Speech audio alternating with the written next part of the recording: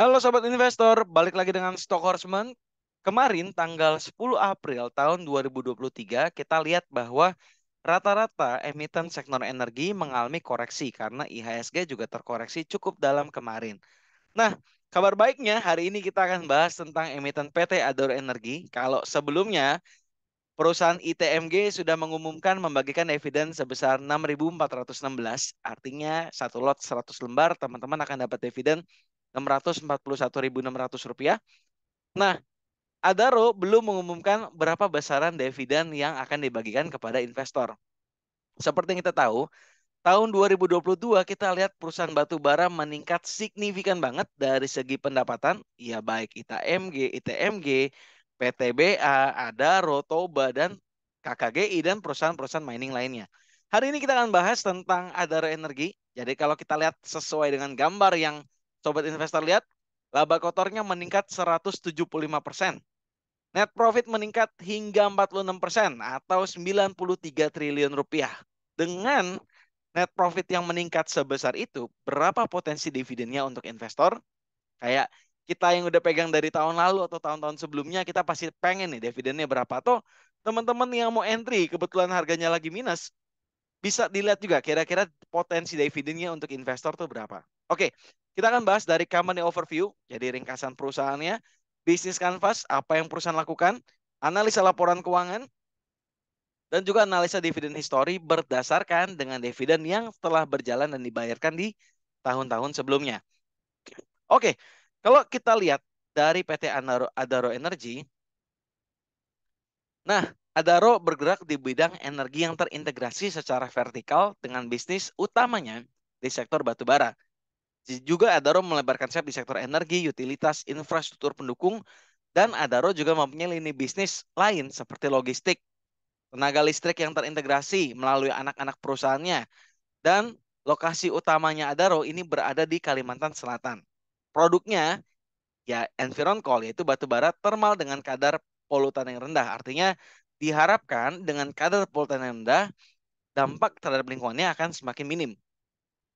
Adaro Energi juga memiliki aset batu bara metalurgi yang beragam, mulai dari batu bara kokas semi lunak sampai batu bara kokas keras premium.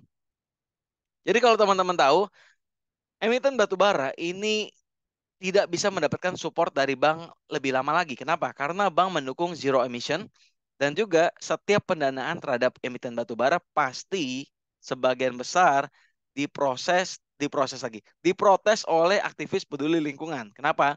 Karena dengan bank melakukan investasi ke perusahaan batubara atau meminjamkan modal ke perusahaan batubara, itu artinya secara tidak langsung bank mendukung namanya pengurusakan lingkungan atau dampak lingkungan yang lebih lagi. Itu menurut aktivis. Hari kita mau bahas tentang, bukan tentang itu, kita mau bahas tentang company profile-nya, kita mau bahas tentang bisnis canvas-nya dan lain-lainnya. Oke, board of director-nya ada Garibaldi Thohir. Kalau teman-teman lihat, nanti akan ada emiten yang ada Garibaldi Thohirnya. Teman-teman boleh tebak kira-kira emiten IPO apa yang ada Pak Garibaldi Thohirnya. Dan juga ada vice presidennya oleh Christian Aryono Rahmat, direkturnya ada Michael William Suryadijaya. Nah, kalau teman-teman dengar nama Suryadijaya harus aware. Itu adalah nama-nama grup Astra. Chia Aho, Muhammad Syah Indra Aman, Julius Asan. Dan komisionernya, komisioner ada Erwin Suryadijaya, Astra lagi. Theodor Permadi Rahmat sebagai Vice President Commissioner. Independent Commissionernya ada Budi Bowo Leksono, Muhammad Effendi, dan komisionernya ada Arini Saraswati dan Subianto. Ini dari company profile-nya. Nah, bisnis canvas-nya seperti apa? Jadi kalau dari segmentasi customer-nya, pasti Adaro butuh konsumen energi trader atau perdagangan energi yang mungkin antar industri atau antar negara, ini pasti ada tradernya. Juga power plant untuk supply tenaga energi gitu ya. Industrial customer, salah satu customernya adalah mungkin pabrik-pabrik berskala besar yang membutuhkan tenaga listrik dalam jumlah besar juga. Akhirnya dibelilah batu bara sebagai supply tenaga listrik dalam jumlah besar dengan cost yang efisien. Meskipun ada dampak lingkungannya. Government juga merupakan salah satu konsumen dari Adaro. Seperti kita tahu, listrik itu pasti dibutuhkan dan setiap tahun kebutuhan energi pasti meningkat. Jadi karena itu government butuh sumber listrik yang murah juga, salah satunya dari batu bara. Apalagi gini, Teman-teman harus aware. Kalau nanti kendaraan listrik electronic vehicle berjalan dengan baik dan penetrasinya diterima pasar, otomatis seharusnya energi listrik menjadi substitusi yang baik untuk energi fosil. Artinya kalau energi listrik menjadi substitusi dari energi fosil, kebutuhan listrik akan meningkat. Sehingga supply-nya harus ditingkatkan juga. Supply yang ditingkatkan berasal dari mana? Salah satu yang paling murah ya tetap batu bara. Ya, ini dari si customer segment. Relationship-nya gimana? Biasanya yang kerja sama dengan Adaro memiliki direct contract dengan buyer atau kontrak langsung dengan konsumennya. Dalam kontrak tersebut tidak mungkin jangka pendek, sedikit banget. Kebanyakan untuk long term sales. Jadi ini salah satu bentuk relationship sama customer. Nah, tapi customer biasanya suka yang namanya green gitu ya. Jadi mereka peduli juga. Social responsibility dalam hal ini Adaro harus memperhatikan juga, dan Adaro di beberapa laporan keuangannya pasti menunjukkan report ESG-nya seperti apa, sustainability report-nya seperti apa. Sebagai bentuk Adaro meskipun bergerak di bidang pertambangan batu bara, terhadap lingkungan mereka juga peduli untuk dampak yang dihasilkan dari operasi bisnis mereka. Channelnya melalui direct contract to buyer, partnership with industrial and government, ini merupakan channel dari value proposition ke customer segmentnya. Nah, apa yang Adaro tawarkan? Yang pertama, batu bara berkualitas dengan kalori tinggi. Kalau kalori tinggi, penggunaannya gampang, pembakarnya lebih bagus, serta lebih efisien, tapi harganya juga lebih naik. Yang kedua, harga kompetitif dan terpercaya. Yang ketiga, ada riset, inovasi, dan pengembangan berkelanjutan. Yang keempat, value proposition adalah meminimalisir dampak lingkungan dan efisiensi. Nah, dari value proposition ini yang ditawarkan kepada konsumen menghasilkan revenue. Revenue-nya dari mana? Satu, pasti dari mining batu bara itu sendiri. Kemudian setelah ditambang dijual batu bara kepada klien, dan Adaro juga punya namanya jasa penambangan. So, misal ada perusahaan lain, ada site, mereka butuh sumber daya untuk bisa menambang, Adaro juga menyediakan jasa pertambangan atau jasa penambangan. Activity yang mereka lakukan, ya pertama kalau batu bara pasti dari eksplorasi, dari eksploitasi sampai ke inovasi gitu ya. Jadi mereka dari eksplorasi mana nih site-nya, terus mereka nambang dan mereka olah riset dan development sehingga jadi produk batu bara yang bisa dijual. Resources sumber dayanya pasti lokasi-lokasi tambang batu bara atau mining site. Cadangan batu bara itu menjadi sumber dayanya mereka. Teknologi dan SDM yang berkompeten jadi sumber daya yang Adaro punya. Partnernya siapa? Pasti pemerintah, karena batu bara sangat diatur oleh regulasi juga. Dinas Pertanahan setempat, pembebas lahan, provider atau penyewaan alat berat, mungkin United Tractor atau heavy equipment lainnya, mining consultant, mitra logistik, dan asosiasi. Struktur biayanya, biaya eksplorasi, pengembangan, dan produksi. Ini selalu, kemungkinan besar selalu ada dalam setiap perusahaan batu bara. Eksplorasi, pengembangan, produksi. Biaya logistik, angkut antar barang juga, simpan barang juga, simpan batu barangnya, biaya umum dan administrasi, serta biaya sumber daya manusia. Ini bisnis kanvas model dari Adaro Energy. Nah, kalau kita lihat selama year to date ini, kalau saya lihat ini pergerakan harganya IDX Energi selama year to date dari Januari sampai hari ini sudah terkoreksi 5,66%. Nah, ini bisa dilihat emiten-emiten lain pun serupa. MBAP minus 16%, Adaro minus 15% dari year to date. Yang surplus cuma dua, ITMG plus 2,34% dan PTBA plus 11,11%. Ini dari emiten-emiten terhadap pergerakan industri. Jadi ya, kalau teman-teman lihat emiten-emiten lagi pada minus, ya nggak usah khawatir. Ini memang lagi siklusnya aja, cyclical industrinya lagi ada, marketnya lagi downtrend. Jadi ya seperti ini, lagi bearish market. Gitu. Mungkin ini merupakan kesempatan yang bagus buat teman-teman mulai akumulasi sedikit demi sedikit ya. Nggak usah all in. Jadi tes airnya aja, tes tes tes dangkal apa ceteknya aja gitu ya. Jadi tes market, taste the water, nanti teman-teman lihat investasinya. Kalau lagi minus lagi, apakah murah, bisa teman-teman top up lagi. Nanti kita ada proyeksi laporan keuangannya juga. Oke, kalau kita lihat, ini berdasarkan analisa laporan keuangannya. Jadi tiap tahun aset dari Adaro ini bertumbuh secara signifikan. Sebagai contoh, 2015 ke 16 bertumbuh sekitar 7 triliun. Yang signifikan dari 2016 ke 17 bertumbuh 10 triliun atau 11% pertumbuhannya. 2018 bertumbuh sedikit sekitar 4 triliun. Dan 2019 bertumbuh lagi. Yang minus adalah gara-gara COVID di tahun 2020. Surprisingly, di tahun 2021 signifikan banget. Dari yang tadinya 91 tumbuh sekitar 27 triliun gitu ya. Jadi tumbuh 27 triliun. Artinya pertumbuhan secara aset sangat signifikan dari tahun ke tahun. Dia cuma minus karena COVID. Ternyata di 2022 bertumbuhnya lebih signifikan lagi. Dari 118 triliun tumbuh menjadi 167 triliun. Artinya sekitar 59 triliun pertumbuhan dibanding tahun 2021 atau sebesar 42%. Nah, hutangnya kita bisa lihat dari pertumbuhannya. Hutangnya dari tahun 2015 ke 16 tumbuh sekitar 1,8 triliun. Nggak usah gini ya. Aset tumbuh 9%, net profit tumbuh 10%, hutang tumbuh sedikit sekitar 5%, ya wajar lah. Namanya kan memproduksi gitu ya. Asal net profitnya equity tetap terjaga. Net profit juga signifikan banget. Dari 2 triliun tumbuh ke 4 triliun. Nah, ini secara net profitnya. Jadi kalau dilihat nih, ini selisihnya sekitar 1,8, 1,7, 1,7 triliun bisa menghasilkan 2,5 triliun. Berarti untung bersihnya sekitar ya banyak juga, bisa dibilang sekitar 800 miliar untung bersihnya. Gitu ya dari tahun 2016. Ingat, ini beberapa tahun lalu. 2017 naik net profitnya ke 7 triliun. 2018 turun. Tapi jangan lupa meskipun net profit turun, asetnya tetap bertambah dan secara hutang liabilitiesnya ini bertambah sedikit sekali. Jadi 2018 aset bertumbuh meskipun omset mengalami penurunan. 2019 omsetnya turun, net profit turun lagi, tapi tetap asetnya bertumbuh dan hutangnya bertumbuh. Jadi 2019 bisa dibilang perusahaan ini lagi struggling juga karena hutangnya cukup banyak. Pertumbuhan dibanding dengan tahun 2018 cukup signifikan. Kita nggak pernah lihat nih hutangnya tumbuh sampai dengan 17%. Ya. ROE-nya juga masih rendah di 6%-an. Di 2020 karena COVID asetnya berkurang signifikan sekitar 4 triliun. Ya, asetnya berkurang, oh sorry, asetnya 103 ke 91. Ini berkurangnya cukup banyak ya, sekitar mungkin sekitar 12 triliun ya, 12 triliun minus 12%. Nah, ini liabilitasnya, hutangnya juga berkurang.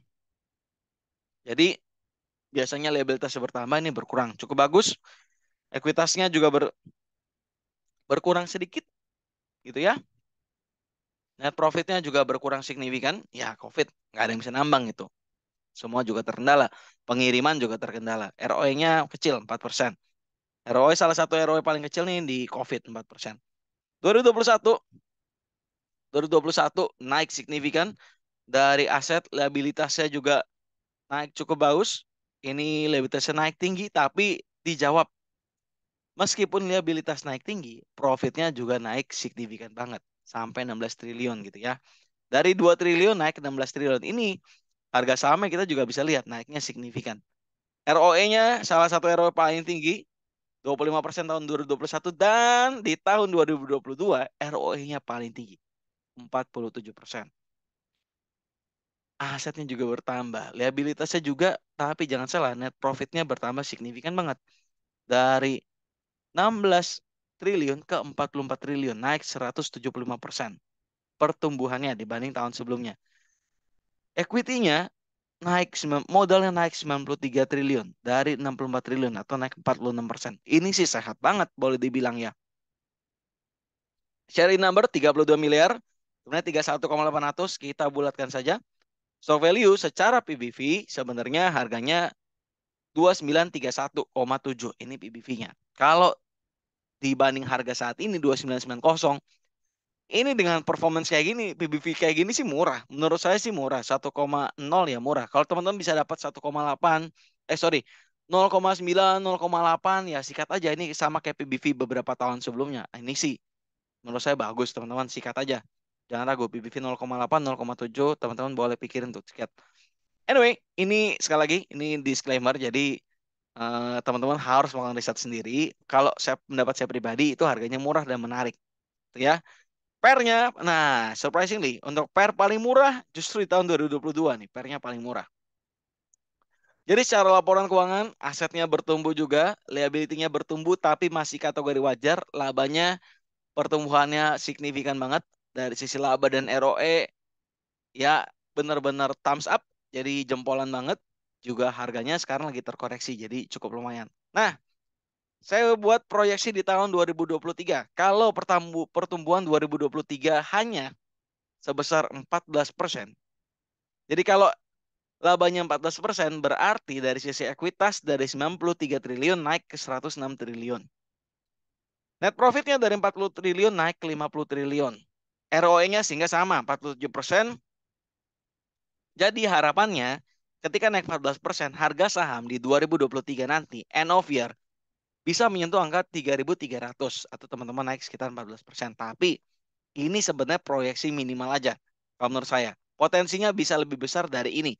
Tapi ya ancar-ancarnya seperti inilah gitu ya. Jadi kalau teman-teman pikir buat hold jangka panjang ya bisa dipertimbangkan juga. Selain dari capital gain masih ada dividennya yang kita akan lihat di slide selanjutnya. Sehingga ya stoknya akan jadi 3.300. Nah, secara pair ya mungkin masih murah, masih di angka 2,17 sampai 3. Ingat, ini masih pair yang paling murah dibanding dengan tahun-tahun sebelumnya. Market cap-nya sendiri untuk untuk Adaro ini 95 triliun. Jadi perusahaan ini dari segi aset bertumbuh, hutangnya masih rasional, ekuitasnya bertumbuh signifikan, kemampuan mencetak laba juga bagus. Ini salah satu perusahaan yang menurut saya bagus. Terlepas dari harga batu bara mengikuti acuan harga global atau Newcastle Coal Index, tapi ini tetap bagus dan menarik menurut saya. Nah, kalau kita lihat dividen historinya, berapa sih yang investor akan dapatkan?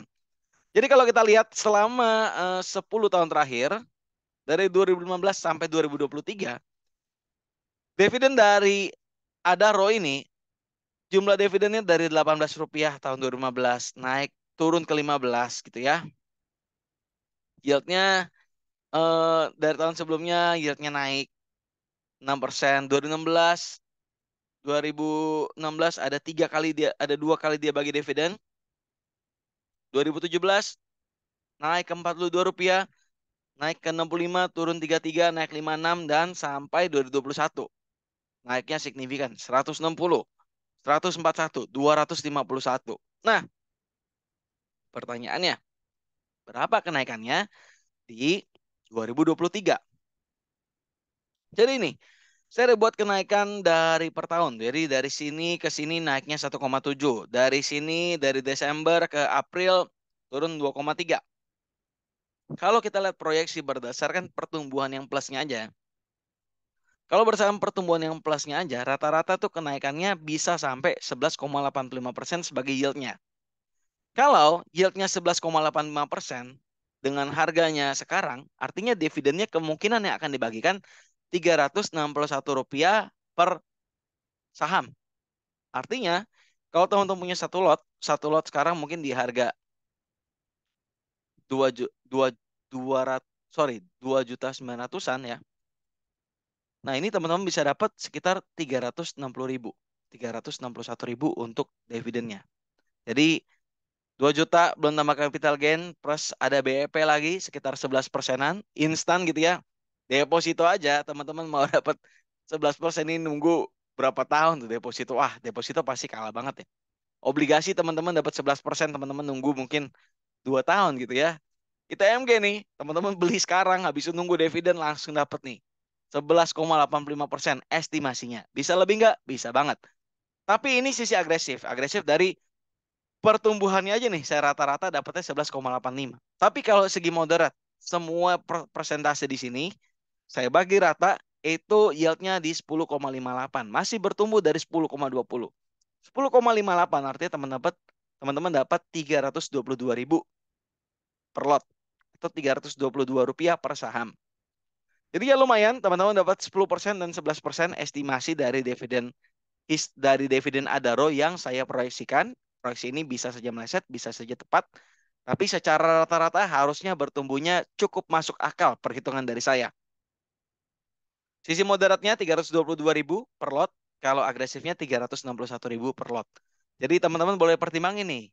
Apakah harga sekarang teman-teman dapat 10% waktu instan cukup fair nggak gitu ya? Mengingat harganya lagi bagus gitu untuk Adaro, teman-teman boleh pikirin untuk bisa entry. Sekali lagi disclaimer on. Nah, jadi ini teman-teman dividen history dari Adaro. Kita udah lihat tadi bahwa dari company profile-nya, bisnis canvas-nya, analisa laporan keuangannya cukup signifikan, dan dividen historinya saya asumsikan dari sisi agresif akan yield-nya akan 11,85%, hampir 12%, dan secara moderate akan yield-nya akan 10,58% untuk pembagian dividen. Nominalnya seperti yang tabel yang saya beri warna hijau. Oke teman-teman, semoga bisa bermanfaat dan menjadi pertimbangan teman-teman untuk berinvestasi di Adaro. Sampai ketemu di konten selanjutnya. Kalau teman-teman ada insight lain, ada komen lain mengenai penjelasan dividen history ini, jangan lupa tulis di kolom komen. Boleh di-spill juga nih, udah hold Adaro dari berapa lama. Sampai ketemu di emiten selanjutnya. Bye-bye.